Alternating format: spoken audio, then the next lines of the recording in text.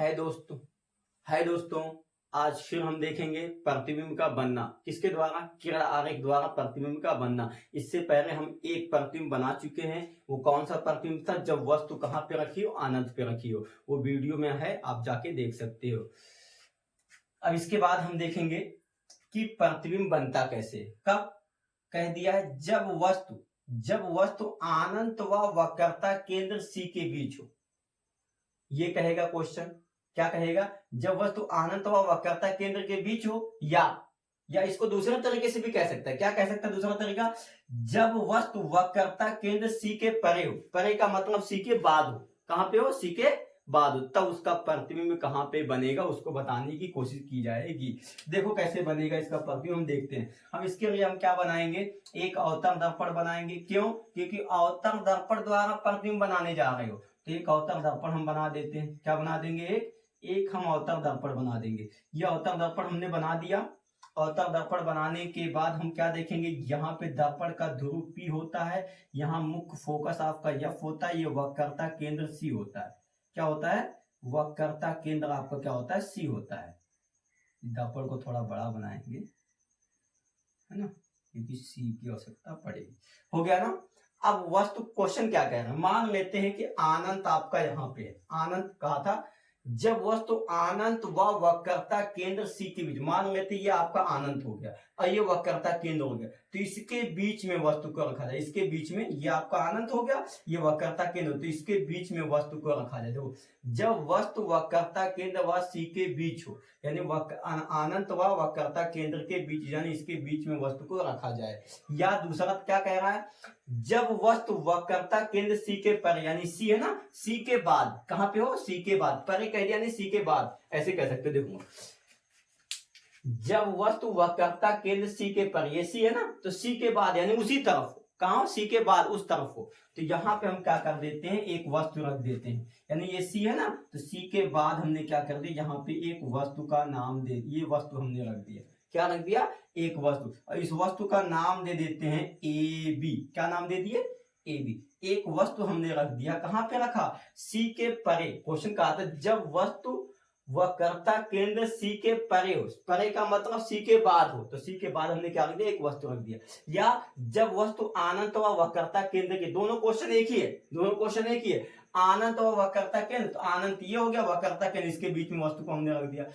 कहा था सी के परे यानी सी के बाद, तो सी के बाद हमने वस्तु को रख दिया। हो गया ना। ये पॉइंट समझ में आ गया। तो अब आगे चलते हैं। यहाँ प्रतिबिंब बनाने के 3 नियम हमने पहले से बना दिया है। पहला नियम, दूसरा, तीसरा। पहला नियम मुख्य अक्ष के समांतर, दूसरा नियम फोकस से होकर जाने वाला, तीसरा वक्रता केंद्र से। अब इन तीनों नियमों में से 2 नियम का प्रयोग करके हम प्रतिबिंब को बनाएंगे। ये पहला नियम, दूसरा और तीसरा, 3 नियम है। इन तीनों नियमों में से हम क्या करेंगे? 2 नियम का प्रयोग करके इस प्रतिबिंब को बनाएंगे। अब पहले नियम का प्रयोग करते हैं। कौन से? पहले नियम का। पहला नियम क्या कहता है? मुख्य अक्ष के समांतर। ये वस्तु है ना, तो यहीं से प्रकाश की किरण को जाएगी। ध्यान से देखना, ये वस्तु यहीं से प्रकाश की किरण जाएगी। कहां जाएगी? मुख्य अक्ष के समांतर। मुख्य अक्ष के समांतर जाने वाली प्रकाश की किरणें। देखो पहला नियम क्या कहता है? मुख्य अक्ष के समांतर जाने वाली प्रकाश की किरणें परावर्तन के पश्चात फोकस से होके जाती है। तो मुख्य अक्ष के समांतर जो प्रकाश की किरणें जाती है, दर्पण से टकरा के कहां से होके जाती है? फोकस से होके जाती है। ये पहला नियम आपका तैयार हो गया। पहला नियम तैयार हो गया ना, ये पहला नियम आपका हो गया। और दूसरा नियम क्या कहता है? दूसरा, अब पहले नियम का प्रयोग हमने कर लिया, तो पहले नियम के बाद तीसरे नियम का प्रयोग कर लो। चाहे दूसरे के किसी का भी कर सकते हो, तो हम पहले और तीसरे नियम का प्रयोग कर रहे हैं। पहले नियम का हमने प्रयोग किया, मुख्य अक्ष के समांतर चलने वाली प्रकाश की किरणें दर्पण से परावर्तन के पश्चात फोकस से होकर जाती है। पहला नियम का प्रयोग हो गया।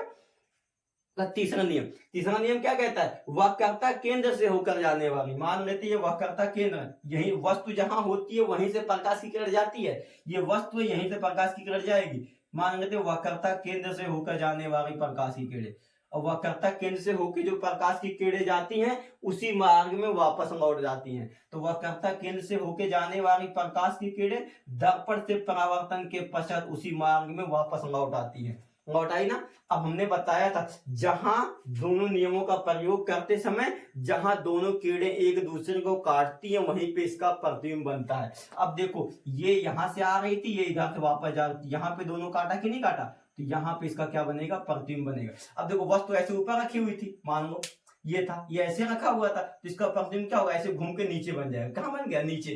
तो यानी ये क्या हो जाएगा, ए यहीं पे रहेगा, ये नीचे आ जाएगा। तो इसे हम कर देंगे ए डैश बी डैश, यानी ए बी का प्रतिबिंब क्या बन रहा है, ए डैश बी डैश बन रहा है।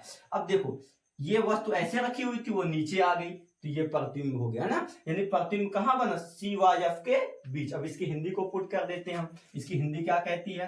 पहला पॉइंट हम क्या लिखेंगे, बिंब की स्थिति। कहां पे, बिंब की स्थिति, किसकी स्थिति, बिंब की स्थिति। बिंब कहां, बिंब की स्थिति कहां है, सी के परे। क्या लिख देंगे, सी के परे, यानी सी के बाद।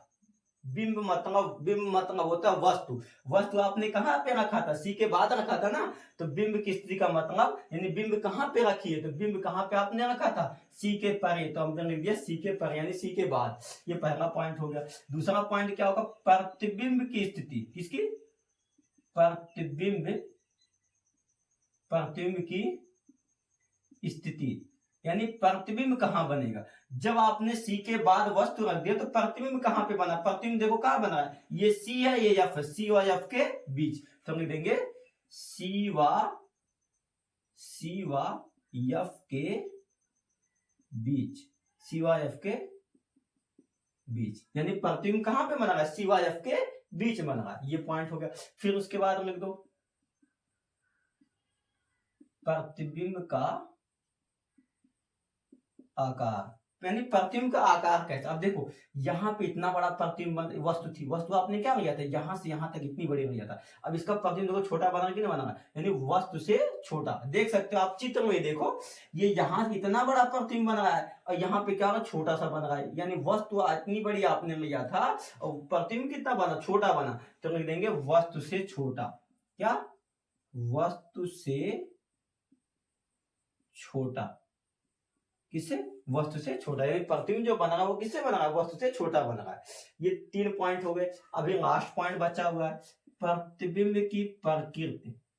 प्रतिबिंब की प्रकृति, यानी प्रतिबिंब कौन से प्रकृति का होगा। हमने बताया था जब दोनों सीधी रेखाएं काटती हैं तो वास्तविक होता है, क्या होता है, वास्तविक। और डैश डैश यानी काल्पनिक रेखाएं काटती हैं तो वहां आभासी प्रतिबिंब बनता है। तो ये क्या होगा, वास्तविक कामा उल्टा। ये देखो ऐसे ऊपर रखे तो नीचे बन गया, तो क्या लिख देंगे, यहां पर लिख देंगे वास्तविक कामा उल्टा, यानी प्रतिबिंब की प्रकृति कैसी है, वास्तविक और क्या उल्टा। देखो वस्तु आपने ऊपर रखा वो नीचे बन गया, तो उल्टा हो गया कि नहीं हो गया, यानी वास्तविक कामा उल्टा। ये आपका प्रतिबिंब बन चुका है। कब बन चुका है, जब वस्तु कहां पे हो, सी के परे, यानी सी के बाद हो। तो ये 4 पॉइंट यही मेन है, इस 4 पॉइंट को लिखना नहीं भूलोगे आप। यही 4 पॉइंट है, वो पूरे हिंदी लिखने की आवश्यकता नहीं है, ये सबसे शॉर्ट तरीका। इसका आप पूरा लिख के आओगे, एग्जामिनर पूरा नंबर देगा, कोई दिक्कत नहीं। सभी पॉइंट इसमें आ चुके हैं, है ना। इसके बाद हम नेक्स्ट वीडियो में देखेंगे इसके आगे के पॉइंट को, है ना। ये वीडियो समाप्त करते हैं।